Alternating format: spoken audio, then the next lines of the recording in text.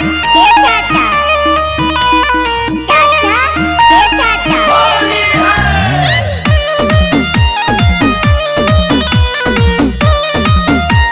JK Mantu Raj DJ Chandpur बाजार bank चौक जिला बेगूसराय जिला। कुछ दिन बाद देवर देम खुश खबरी तहर भैया के धन हई रंग दन सगरी सारा रा रा रा रा रा रा रा रा रा रा रा रा रा रा जोगी जी सारा रा रा मरद के मुंह मारो दिल्ली के कमाई देवर के फरज द तू ही निभाई। अरे बाबू हेने आबा अरे कुछ दिन के बाद देवर देम खुश खबरी तहर भैया के धन हई रंग दन सगरी तनी बुझा हमर बात मन बा छटपटा तो आज फिर शरीरिया हो जाई। चाचा ए चाचा ई के बोलता रे? चाचा हम भीतर से बोला तनी ना बेटा तीसरा लहर में भीतरी से मत अब बहरी ना तो फिर भीतर चल जीबे। चाचा हमारा से रोगे ना डलाई भाव जाई पेट में भतीजा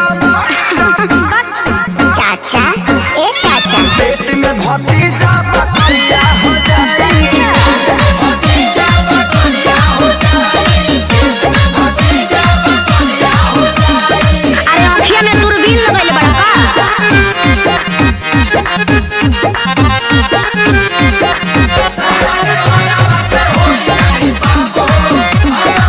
JK Mantu Raj JK Mantu Raj JK Mantu Raj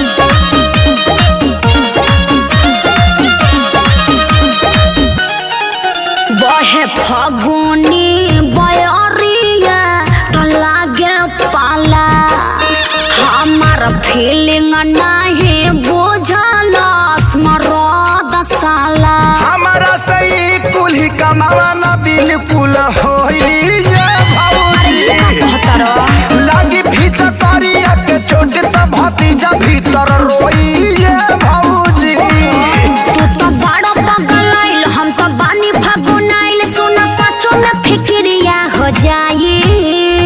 चाचा चाचा हमके बाहर के दुनिया देखे के बता बेटा तोर अभी वैक्सीन बनल नहीं खे ऐसे ते 9 महीना ना एक बार 21 महीना पर बाहर आव। चाचा उगला की भीतरी चुकी रज सुनाई पेट में भतीजा जोरे डरपोका ए चाचा अरे पेट में भतीजा बकरिया हो जाई भतीजा बकरिया हो जाई भतीजा बकरिया हो जाई।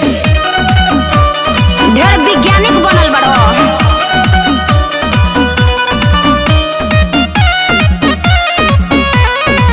JK Mantu Raj DJ Chandpur बाजार ऐसे बैंक चौक जिला बेगूसराय जिला। नहीं फेरल जाला भाव जाई लोग के गोबर से लभेरल जाला जानी अखिलेश भैया बतिया तो बड़ी मारो मारी ये भौजी मनुआ के संगे गलती करी है ना कहूँ खेसारी ये भौजी।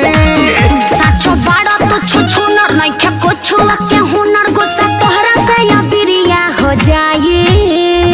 अरे गोर होके या करिया डाला तू भीतरिया चुपचाप भैया के बेटा होना की चिढ़ाई बहरी जे निकली अरे फिर उहे बात करो करो ए चाचा बहरी जे निकली खेसरिया न जाई।